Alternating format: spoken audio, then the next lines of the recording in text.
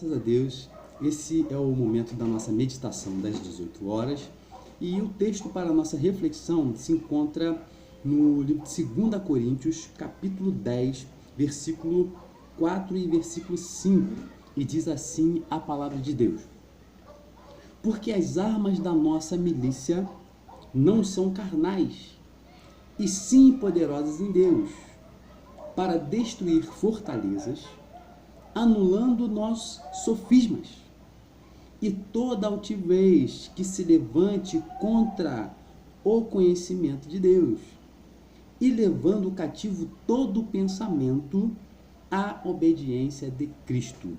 Amados e queridos, esse texto é simples de entender? Não, né? Para quem já tem o costume de ler a palavra do Senhor, né, que tem buscado a orientação do Espírito Santo de Deus, entende com facilidade. Mas quem está ouvindo pela primeira vez não vai entender nada. Por quê? Porque são muitas palavras que nós temos aqui nesse texto. Primeiro a gente começa com a seguinte palavra: armas. Né? A gente vai olhar para a palavra de Deus e vai falar sobre armas. Né? E aí a gente vê a palavra milícia. Né? Há pouco tempo, poucos anos para cá, criaram um grupo, né, de pessoas que tem o nome de milícia. Não é isso? Milícia.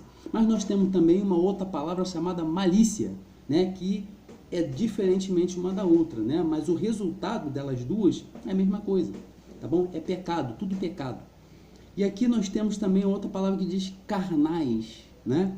Temos outra palavra que diz poderosas. Aí a gente vai ver, se a gente falar a palavra poderosas, né, só a palavra poderosa, todo mundo já vai levar o pensamento para quê? Para um grupo de meninas aí que cantam um negócio de música aí, já tem, né, coisinha aí, poderosas, e já vai levar o pensamento para aquilo lá. O que significa isso? Sofismas, certo? Então, a palavra poderosas tem um sentido também específico, e a gente vai encontrar no texto ainda a palavra fortalezas. A gente vai encontrar a palavra anulando. Se a gente fala sobre fortaleza, né, a gente vai lembrar de algum estado do Brasil, a gente vai lembrar, né, de algum museu, né, histórico-militar, né, vamos lembrar de alguma coisa, mas é fortaleza, está falando de coisas espirituais. Aí a gente vai ter a palavra também anulando, e também a palavra altivez e a palavra cativo. Como é que a gente vai conseguir conciliar isso tudo? Primeiro momento, nós temos que pensar na nossa consciência, aquilo que entra para dentro da nossa cabeça, aquilo que a gente começa a refletir. Esse é o primeiro passo, tá? E esse texto ele vai falar exatamente de sofismas. O que são os sofismas? Sofismas são palavras, né, que vêm de encontro à verdade. Qual é a finalidade? De mudar a verdade, de fazer com que você entenda que algo que é errado seja certo.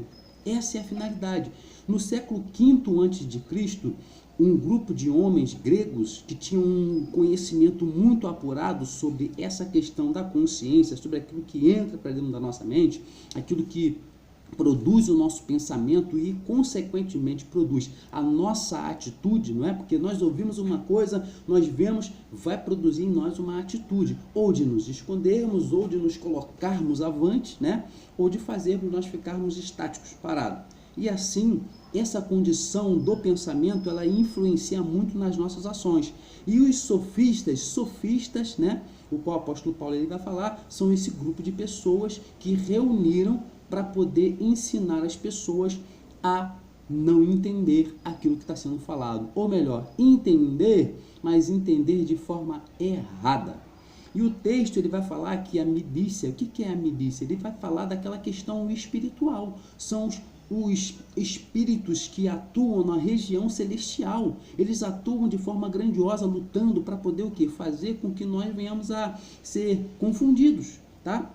Então toda essa dinâmica desses dois versículos aqui é exatamente isso. São guerras que acontecem no âmbito espiritual, nós já falamos em outros vídeos, que nós não conseguimos ver o que é abstrato, mas há uma grande luta ali da verdade com a mentira, né, tentando prevalecer.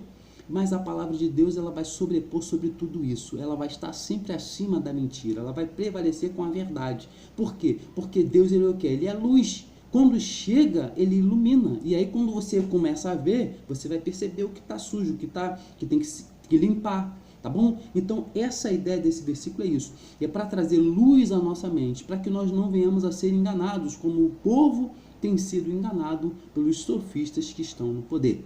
Amém? Que o Senhor Jesus nos abençoe, que Ele nos guarde, nos faça resplandecer em nós a luz dele. Amém? Oremos. Pai querido, Pai amado, guarda o nosso coração, livra-nos dos sofistas, ó Pai, livra-nos daqueles que querem mudar a verdade, Senhor.